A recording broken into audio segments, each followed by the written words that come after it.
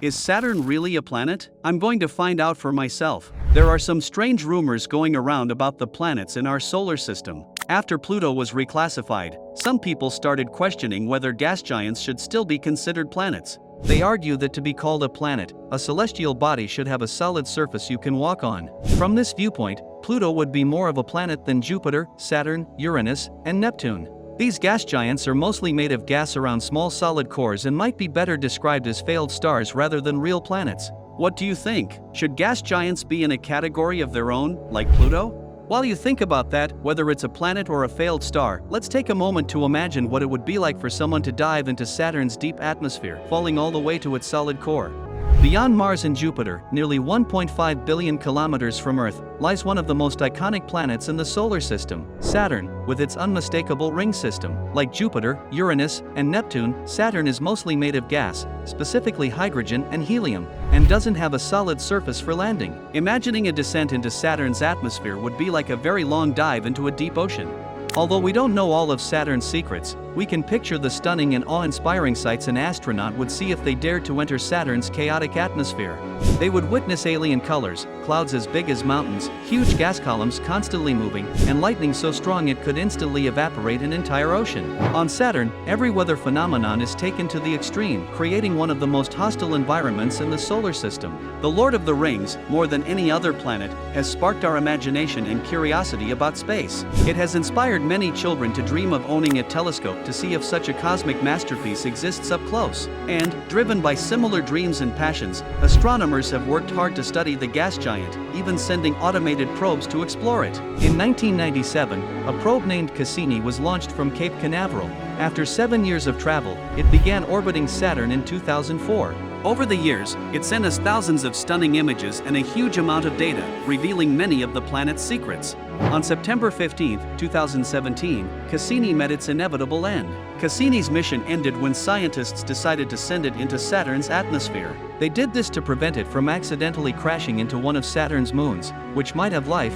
and causing contamination. Probes are sterilized before launch to remove any earthly contaminants, but no method is completely effective. Cassini didn't last long once it started its descent into Saturn's atmosphere and couldn't send any images during its final dive. It likely broke apart shortly after entering Saturn's clouds. Cassini is the second human-made object to be destroyed in a gas giant's atmosphere. The Galileo probe met a similar fate in Jupiter's atmosphere in 2003 for the same reason. What if someone traveled to Saturn? They wouldn't survive long enough to share the experience. But using science and imagination, we can tell an incredible story. First, you should know that Saturn is very different from Earth. It's a gas giant, located 10 times farther from the Sun, 10 times bigger, and nearly 100 times heavier than Earth. Even compared to Jupiter, Saturn stands out, especially with its calmer appearance. There are several reasons for Saturn's muted colors compared to Jupiter. One reason is that Saturn is twice as far from the Sun, getting only a quarter of the sunlight. This makes the upper layers much colder and the atmosphere less active. Saturn's atmosphere has more haze and fewer clouds compared to Jupiter's,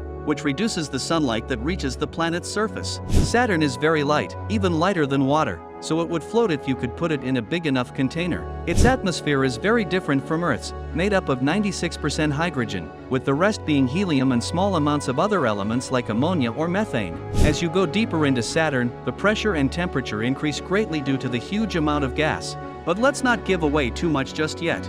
So, get ready for an exciting journey. You're currently 500,000 kilometers away from Saturn on your spacecraft, and the approach phase is taking longer than expected. Even at top speed, the planet still looks the same size. After several hours of travel, the outer layers of Saturn's atmosphere completely fill your view, even though you're still 200,000 kilometers away from its highest clouds.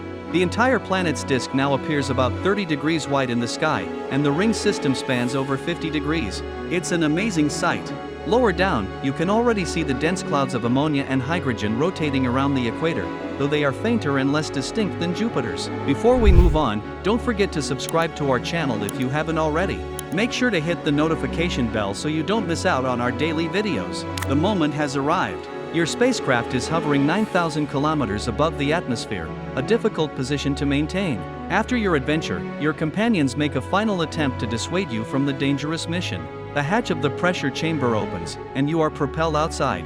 The descent begins, but first, you cancel your remaining orbital speed with the suit's thrusters. Only then does the irreversible plunge towards the planet's center commence. The initial view is like a waking dream. As you descend, you can see the beautiful rings of Saturn shining brightly against the dark blue sky above you. They stretch out for tens of thousands of kilometers, even though they're only a few dozen meters thick. Below, you can see big clouds made of ammonia crystals that look whitish yellow. It's really cold, about -190 degrees Celsius, but luckily, your spacesuit is like something out of a superhero movie, keeping you warm. You keep falling, enjoying the view without worrying about the cold. The gravity here is just a bit stronger than on Earth, so you're falling at about the same speed as you would back home.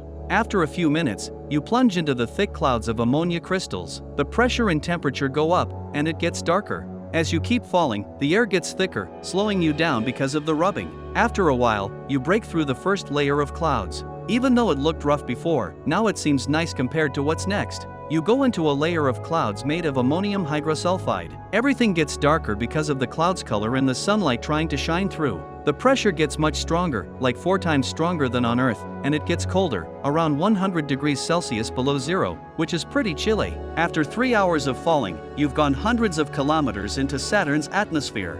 As you keep falling through Saturn's atmosphere, it's really dark, and you can't even see your own hands. Your speed has slowed down to just a few hundred kilometers per hour. Without a special suit, you'd already be hurt by the harsh chemicals in the clouds. But luckily, your suit protects you. After about 30 minutes, you're in total darkness, facing another problem. You're almost out of the ammonia layer, but here's the thing, Saturn has crazy strong winds, like really powerful hurricanes that can go up to 1,800 kilometers per hour. That's over 4 times faster than any wind ever on Earth. So, basically, you might get hit by a crazy fast storm of ammonia crystals and get swept away, like what happened during Hurricane Katrina but way faster. After a long fall of about 300 kilometers, you finally escape the strange layer of clouds. Now, you're met with a sight that feels oddly familiar, huge clouds resembling those in thunderstorms on Earth. The pressure here is 10 times stronger than what we feel on Earth, and it's freezing at 0 degrees Celsius. Lightning flashes everywhere, lighting up the dark night and revealing towering storm clouds. After 2 hours, if your suit has kept you safe from the lightning, you're probably relieved. But don't relax just yet, things are about to get even weirder. Leaving behind the towering clouds and frightening lightning, darkness surrounds you after traveling about 400 to 500 kilometers. Now, the temperature starts shooting up, first to 20 degrees Celsius, then 100 degrees Celsius, and finally a scorching 1000 degrees Celsius. What seemed strange before is now downright extreme. And the pressure? It just keeps on increasing. You can't see anything, but you feel like everything around you is getting heavier, and you're slowing down as you descend. It's pitch black, and the pressure and heat are intense. You're surrounded by a mix of hydrogen and helium that's so dense it's turning into liquid because of the extreme conditions. Gradually, you start to see again, but everything has a reddish glow because of the intense heat. The density is so extreme that unless your suit has a powerful propulsion system, you'll be stuck floating forever in a sea of blazing hot hydrogen, at temperatures over 5,000 degrees Celsius and under pressures thousands of times stronger than on Earth. If your suit isn't magical, diving into this abyss would be deadly. But if it is, things get really interesting. Just activate the thrusters to keep moving downward, overcoming the friction. As you go deeper into the liquid hydrogen, the pressure and temperature get crazy high, way beyond what we're used to. About 32,000 kilometers down, the pressure is over 2 million times stronger than on Earth, and it's hotter than the surface of the sun, over 10,000 degrees Celsius. In these extreme conditions, hydrogen acts more like a liquid metal. It's like being in a sea of shiny, glowing liquid metal. The atoms are squished so much that they start sharing electrons, just like in regular liquid metal, not like a gas. This weird stuff is what makes Saturn's magnetic field so strong and helps form gas giants like Jupiter. Plus, it's super good at conducting electricity, so there are electric sparks all around. At this point, you've got a lot of ways you could meet your end, getting turned into liquid, fried, corroded, or crushed under crazy pressure. But hey, your suit's tough as nails and can handle anything, letting you keep on trucking for another 15,000 kilometers. Even with your thrusters maxed out, it'd still probably take you years. Oh, and where'd you stash the snacks for the trip across that super dense metallic hydrogen ocean? After cruising for almost 50,000 kilometers, you finally hit solid ground, Saturn's core. It's this massive ball, almost twice as big as Earth, made up of rock, fancy ices, metals, and who knows what else, stuff we've never even seen before, not even in a lab. Imagine you're walking, though not really, on what seems like the surface of a giant ball of gas with a crazy hot temperature of over 12,000 degrees and a pressure way higher than what we feel on Earth, like 10 million times stronger.